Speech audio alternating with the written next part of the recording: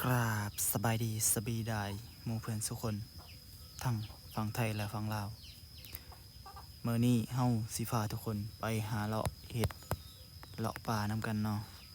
มาเบิ่งกันว่าสิได้หรือบ่ได้เนาะตอนนี้เฮาก็อยู่ที่ทงหน้าเฮาเองหลังจากที่เฮา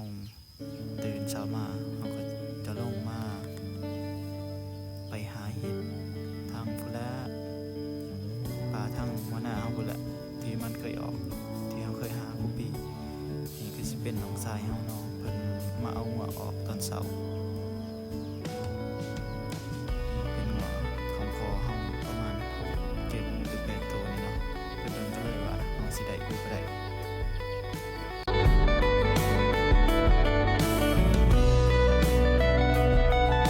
พอแต่เฮาย่างลงมาสำนึงเฮาก็สิเห็นตะกร้าเนาะตะกร้าที่พ่อกับแม่เฮาเพิ่นได้หว่านกะไว้เพื่อดำนาเนาะนี่ก็สิเป็นนาของเฮาเองเนาะน้ำก็หลายอยู่แต่ว่ามันจะมีแต่บอนมันต่ำเนาะแถวนาใหญ่เฮาแต่ว่าทั้งเทิงมันก็บ่ทันมีดอกเพราะว่าฝนตกบ่ทันดินปานใดพุ่นแหละฝนตกดินช่วงกะเฮายาวพุ่นมันจังสิมีน้ำนะเฮาสิถ่ายภาพบรรยากาศให้ทุกคนได้เบิ่งเนาะ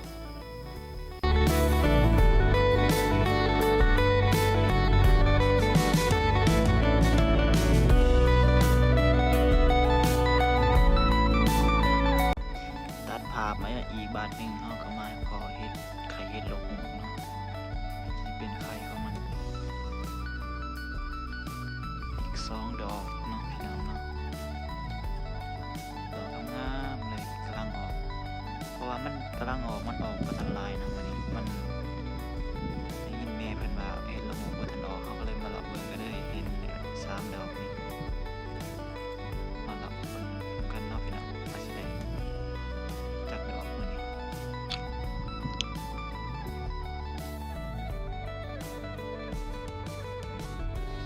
พอที่เฮาย่างมาอีกบ่โดนผสมใดเฮาก็พอดอกหนึงเนาะ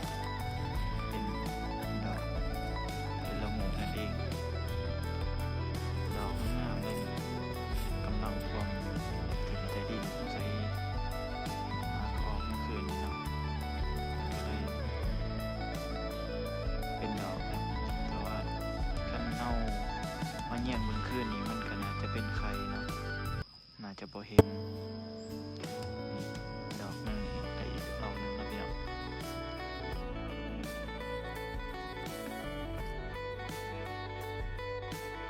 เฮา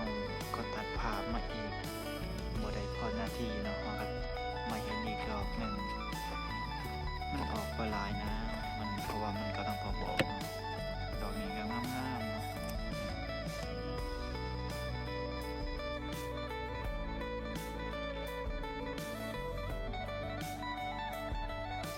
หลังจากที่เฮาเลาะดนเติบมันบ่เห็นบ่ออกแล้วเฮาก็สิกลับเพื่อนเลยบัดนี้เพราะว่ามันสวยแล้วน่าจะ7 หรือ 8 โมงเช้านี่เฮาก็มาแวะเก็บบักพริก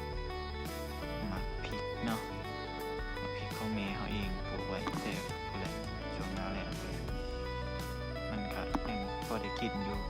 เพราะว่าฝนตกส่วนนี้มันก็สิบ่ค่อยได้รดเนาะก็มีหลายอยู่พอได้เก็บกินอยู่เนาะทางนี้ก็มีนี่หลายอยู่เนาะช่วงนี้มันหญ้าขึ้นหลายเนาะเพราะว่าฝนตกเฮาก็บ่ได้อนามัยมัน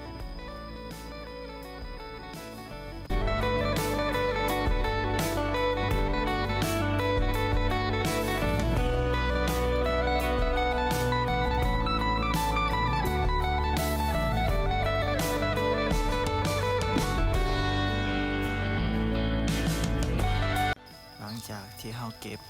หมักเพชรแล้วเฮาก็ย่างมาเบิ่งหน่อไม้หวานของพ่อเฮาปลูกไว้กำลังพอบอกเนาะ3-4 ยอดนี่แหละเฮาคิดว่าเมนูต่อไปเฮาสิแกงหน่อไม้เนาะแต่บ่ฮู้ว่าสิเอาหน่อไม้หยัง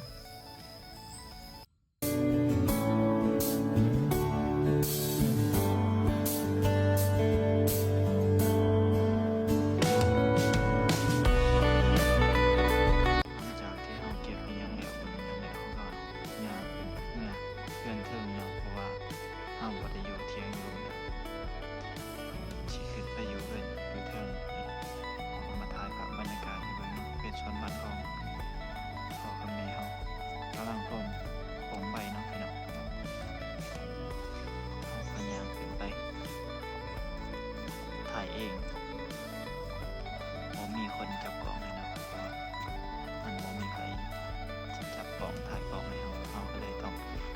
เองถ่ายเองในระหว่างที่เฮาย่างขึ้นเฮาก็แนมไปนำเนาะจักแนมไปเลยดอกจักสิเห็นยังบ่เห็น